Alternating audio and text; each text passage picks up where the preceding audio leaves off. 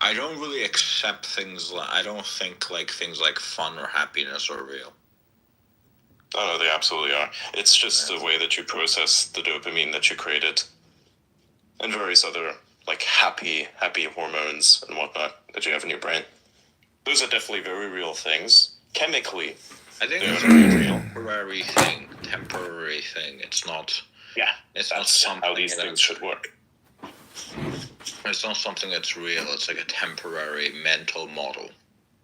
Yeah, but like literally everything is. But the problem is, what you don't understand is every single time you go back to that, you laugh your ass off about the thing that you would have laughed your ass off at the time. Each and every time you revisit it, so it's very real. Just because you're laughing doesn't mean you're having fun, or that it's, or that in that exact or something moment, like that. In that exact moment, though your definition you may not assign properly, in that exact moment, chemically, you have exhibited the thing that is consistent with whatever fun is. If this is the case, how come there's this whole meme, and we know that memes are kind of based off reality as well, right? Why is this whole meme that's like the funny kid once he goes back home, and it's like a picture of like a fucking depressed guy? Well, because it's a projection thing where you try to actively mine things that are funny for yourself because your life is shit. So it's like you are literally doing the thing that I stated, which is chemically having fun, which is all that fun actually is, and are doing this so you don't kill yourself. That's basically the point. That is also why people with like extreme experiences in life have like this method by which they cope, and this exact method is like, making fun of their fucked up situation. You're like, oh hey, bad disaster happens, let's make a joke out of this somehow because it's funny, right? Like, that's the situation itself is not funny, but like that's coping though. And in your case, you're laughing about things that you did because they were actually hilarious at the time, not because you're trying to cope with something that it was, which was fucked up, because it wasn't fucked up. So not only did you categorically have fun, but you chemically had it too. There's a difference between doing something that's categorically fun and something that's just chemically fun for you to do so you can cope with whatever the thing is that is categorically not fun.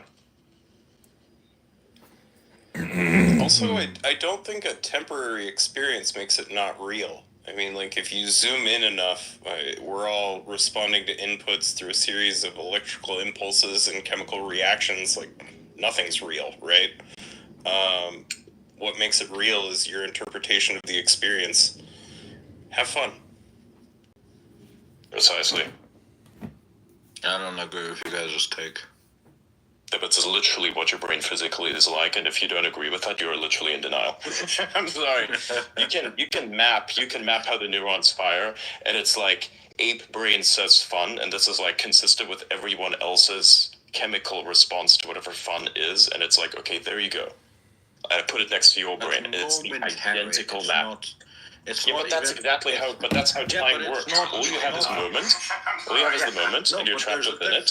And what's left is the memory. There's a difference between something that's like an hour long, right? So like if I see fun as like you're having a full hour of quote unquote fun, whereas you have like a few seconds of like laughing. You're not having. It's not fun.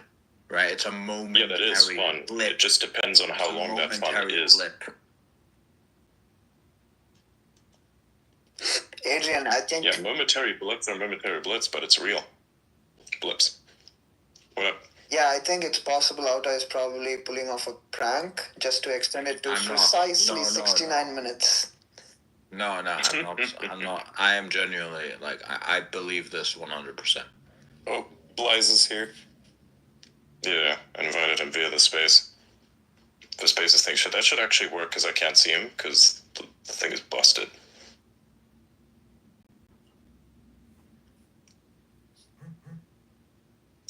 Okay, here, let nobody up other than Blythe and whoever else may be interesting to us.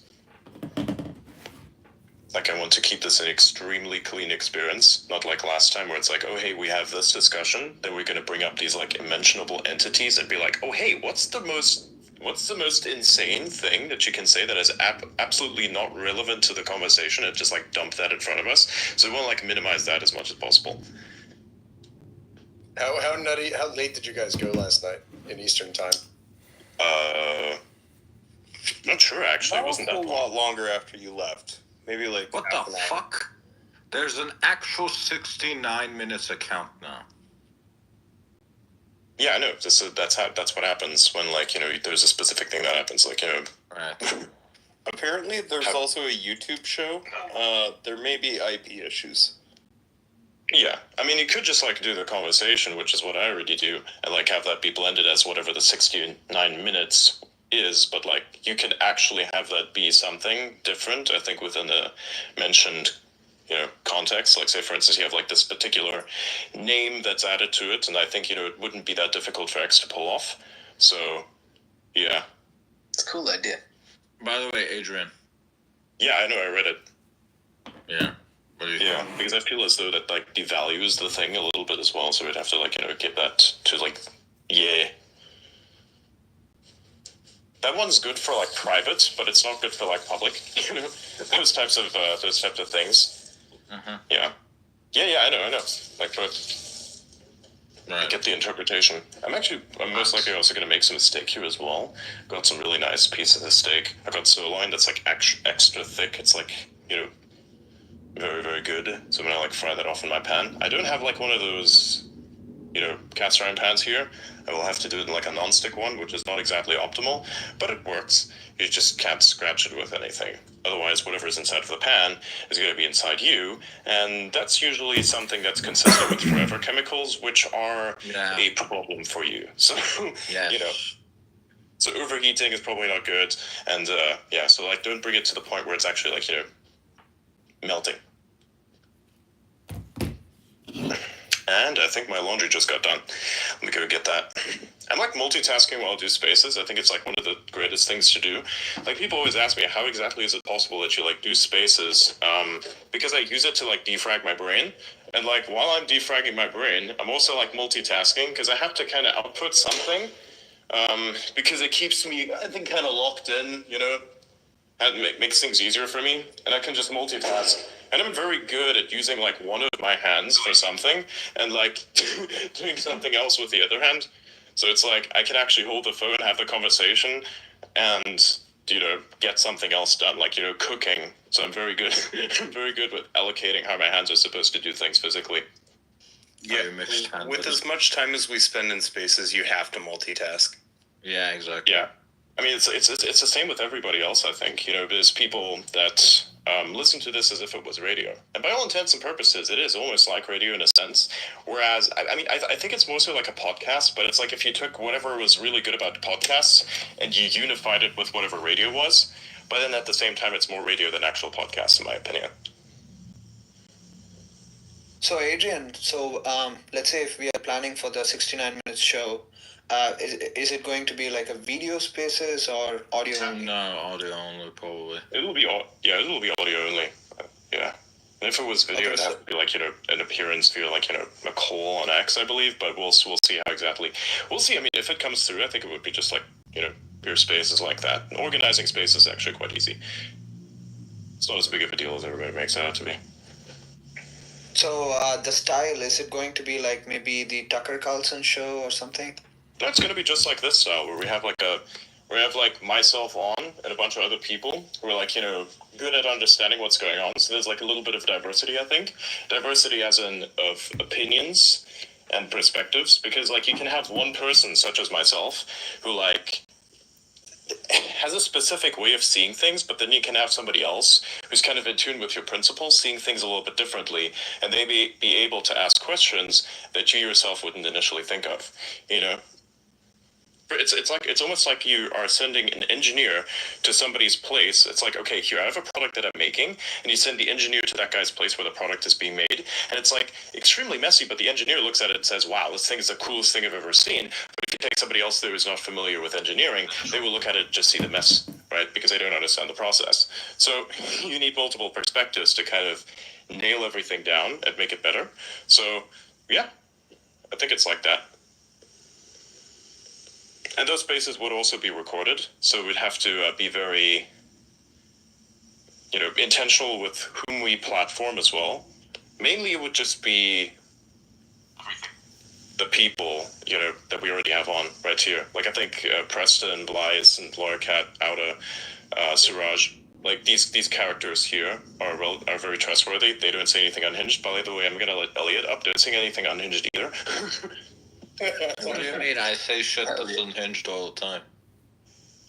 That depends. It's like you know when to not do things like that. You know what I'm saying? Like, remember when we had like this whole meltdown situation that we dealt with the Laura Loomer shit, where like they were spreading lies because they were actively coping with the fact that they basically doxed someone on accident, quote unquote. But I mean, hey, honest mistake could have happened.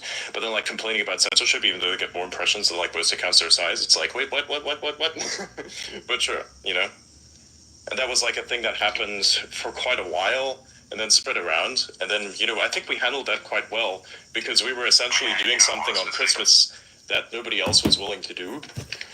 And like we were doing it independently. So like we're representing nobody other than the truth as a concept, which was pretty cool. And I think I'd like to continue doing that. Absolutely. Hang on, I'm just gonna like put my thing outside. There we go. Yeah. Putting your thing up, item 69 minutes. The question is a new joiner. What is this 69 minutes thing exactly? Like, what do you cover in that? I don't know, whoever's like the guest, This is like, we have no actual special guests. We have like the crew, I think, to a certain extent. This is like the crew. You have like two lawyers, actually, sorry, one who's a solicitor, the other guy who's actually a lawyer. You got the computer kid, which is Elliot. You got Auto, who's like the generalist. You got Suraj, who's like also kind of a computer kid. So like these two are together. You got the timekeeper, that's Blaise. He like does clips. So that's kind of a thing. Actually, I'll let you on as well. Don't let anybody else up. Unless, of course, Okay. Yeah. Then Elliot here. Elliot, have you been thinking in circles recently? No, I've been thinking in suitcases because I need to pack it. Oh yeah. When do you leave? Oh yeah, that's right. You're going places, right? Not sure if you want to tell us, but yeah, you are going places. Literally, physically going places, which is pretty cool. Literally intercontinental. Yeah. Fantastic. That's awesome. Yeah, for those who don't know, I was at a hacker house in San Francisco for about a month called The Residency and stayed there and met some really, really crack people, really made some long-term relationships there. Like, it's a really good place to hang out and build stuff. And then some Finnish people came over during a party, and I guess I hit it off with them, and they want me to come over and stay at their hacker house called FR8. It's the top hacker house in Finland, and I'll be staying there for 2 months. So that's where we're leaving tomorrow at noon. That's awesome, man. Real world experience. That's great stuff. Basically going to a bunch of hacker houses, which is pretty decent. Pretty fun, cool. Yeah. We'll be doing time lapses intercontinental, guys. Let's get it. Intercontinental time lapses. That's pretty good. Yeah. By the way, Polly's requesting. I don't know if you want me to bring him up or not, but depends. I'm like. I was like send him a message about like what various things that we don't want to discuss, but like I think we'll stick with the current crew for now. Just like don't. Yeah. I would have brought him up. So I didn't. Oh, all right. I had already brought him up. It's fine. Yeah. So yeah, we're keeping it as vanilla as possible, and don't say anything that's actually stupid. Like, you should be intelligent, and you should have like the proper cognitive security to understand like what is stupid, objectively stupid, and what is objectively intelligent to say or not say. Like, because there are certain things that is called decorum. Like, if there's a certain thing called decorum, and one should exhibit that with us. And I think even going forward, independent from like whether or not this happens or if it doesn't, I think we should just like do that regardless, because I feel like having higher quality is good. Because I noticed one thing, like, I mean, I've taken some time off of Spaces for a little bit because I've been exceedingly busy, and one thing that I've noticed was it is extremely difficult to get actual signal across most of the time because there's just way too much noise that is permitted. So like henceforth I just kind of want to destroy the noise entirely, and when there is nothing else but noise, just to kind of like instantly cut it off, right? Because you cannot have that continue, and it's a waste of actual time. And for me, it's not so much a waste of time because like I do things just multitasking, but it does become one when you consider that you have like actual mental cost, the cognitive cost, effectively, because the energy that you consume, the thoughts that you have to process, the things that you need to deal with, these have to be all purposeful, because otherwise you're just going to have a, an issue. And an issue is efficiency, right? There's a whole bunch of other things actually as well. Does anybody ever think about the quality of energy? That's another thing. What do we think about fusion? I've been thinking about fusion recently. It's a very interesting thing. Well, let's take a step back there. Quality of energy. Can we define this term? Quality of energy. It's like, think about different sources of power.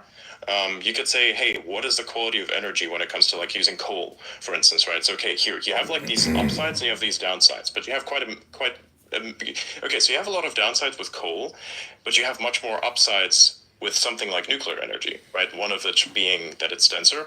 It doesn't destroy the environment as much if you want to acquire it because of its density, of course. Waste is another interesting aspect of that. And besides, like, okay, here's the thing about coal, by the way, because the issue with coal is if you were to use it and you actually are firing it, it's like the radiation. So it's like the pollutants that come out are actually like, there was radiation there as well. So that basically pollutes the area. So it actually makes more sense having a nuclear power plant than to have coal, because coal is like extremely counterintuitive. I mean, look at what's happening in Germany, where they're mining brown coal. It's the plant stuff, not like yeah. They're doing bituminous coal instead of whatever the one that begins with an A. So it's dirty as hell and it's less efficient. Here's another way to think about this. Another way to think about this is from an audio engineer's perspective, right?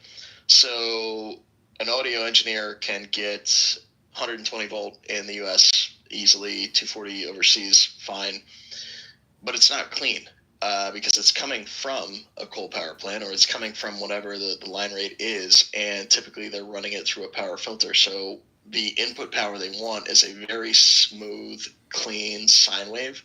So it's being put through capacitors and resistors before it's sent to the audio gear, and you're getting clean signal. So power comes as a signal, and it needs to be taken care of before it arrives. Coming straight off a generator, it's very erratic, very jumpy. If you were to look at the waveform that comes out of the typical power plant, it's disgustingly bad. The stuff that shows up at your house is terrible. And it's the reason things like power filters exist.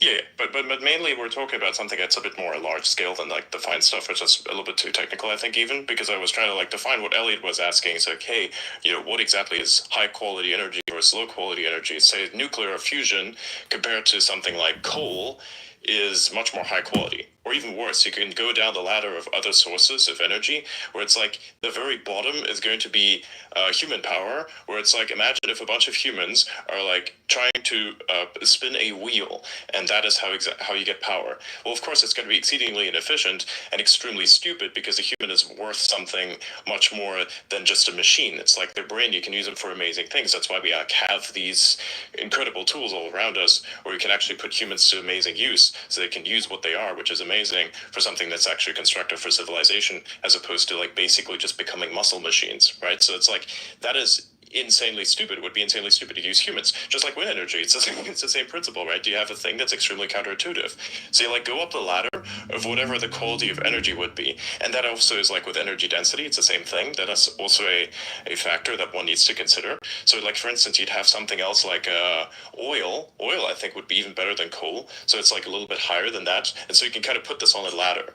Right, what energy is better? I think like the top would be fusion, and like right below that would be nuclear. Below nuclear would be something like solar power, but like almost on the same level of solar power would be hydropower, because it's extremely scalable. You'd have like then geothermal, that I think is below that as well, and that kind of like is like this. Because the thing with geothermals, it's actually pretty good, but the problem with geothermal is it requires you to be in an area where there's like actually active, there's activity, right? There's like actual volcanic activity, which means that the geology of that place could change at any moment, right? Maybe that's not the case for certain places, at which point, like there, you could actually use geothermal energy, and geothermal energy is a really cool thing, right? So I really like that, but there's various other things that one can do as well. I think these are kind of like almost even, where you like look at the geothermal, hydropower, and you look at solar power, right? Because solar power and hydropower could be interlinked, because you could effectively use you could use solar in order to pump up So water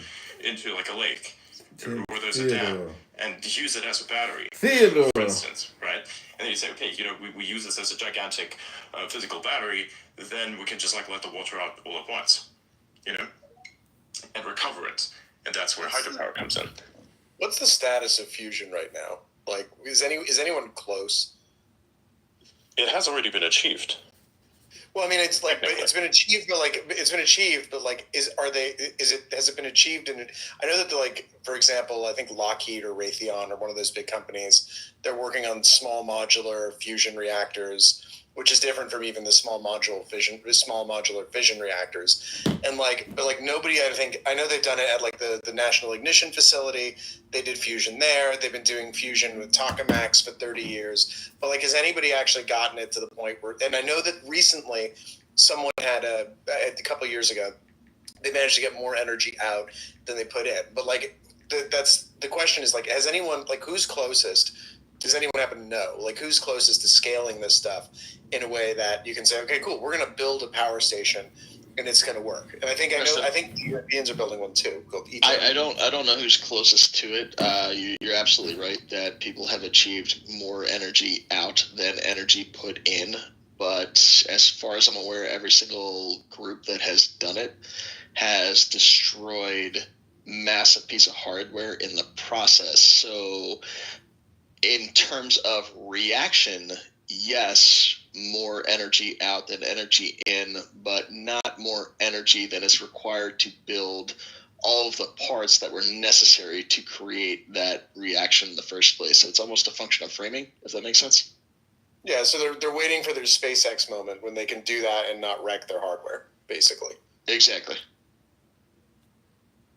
Makes sense, yeah. Because my cutoff is at the ignition facility thing. I even posted it, I think, as well, just for people to kind of look at what it looks like. Let me pull that up. I think I have that, actually. There we go. Found it. In terms of which progress is at, I know the ITER project is pretty big. They're doing a massive tokamak, from my understanding. And another company that's really pushing the frontier is Helion Energy. So they're changing the architecture for the fusion reactor itself by shooting plasma rings and then getting them to essentially merge and stay in that spot of very, very high temperature plasma for as long as possible, and then get fusion from that. So we can achieve fusion, but the question is, yes, your hardware and how long can you sustain that reaction for? That's where that's where Q greater than 1 doesn't check out, is how long can you actually sustain it for, and not having to pay for new parts each time you start it up. It's almost the same problem as the railgun. This kind of reminds me of the railgun problem, where the military wanted to create a railgun, and it just kind of tore apart the railgun each and every time they used it, slowly. Actually, every single time you fire a bullet from a gun, especially a big gun, you're actually damaging the gun just a little bit, right? So the same thing actually happens with the railgun, but with that, in this case, it's actually worse. It damages it even more because of the forces that are acting on the metal, and because the forces that are acting on the metal, which are magnetic, it actually acts the other way. So, yeah. I mean, you can wreck a normal gun in 10 or 15 magazines if you know what you're doing. You just take a 308, run 200 or 300 rounds through it, and you will ruin the gun if you're doing it in sequential order with 20 round mags. So it depends on how much stress. But yeah, exactly. When you put a bullet down a barrel, it goes down the rifled grooves, and it takes some of those grooves with it every time it goes down. So you got more energy, more damage. Exactly. By the way, here's the clip that I was talking about, where it's fusing 0.2 milligrams of deuterium and tritium. 69, ironically enough, to produce 69 megajoules of fusion energy. So it's it's ironic that is a coincidence where this thing is 69 megajoules of fusion energy. Adrian, that is not a coincidence. That was calculated and on purpose. That was engineered in. Guaranteed. That was massive. That was fantastic. Yeah. It was a team of 420 scientists who managed to pull it off. So. Is that actually a real number, or are you just pulling my leg? No, 420 scientists created the 69 megajoules of energy. I am completely serious and not at all joking. No way. That's crazy. I'm kidding. That is I'm insane. sorry. Somebody quote post that post if there's intel. That's an important, piece of knowledge. Sorry, that was a bad joke. I apologize. Bruh. I think another way to frame this for anybody who hasn't quite grasped it yet is in terms of just the concept of business. If you think about the revenue you're bringing in as the energy you're producing and the equipment as kind of cogs, if your cogs exceed the revenue you're bringing in, you've got a failing business. And that's kind of what these fusion reactors are today.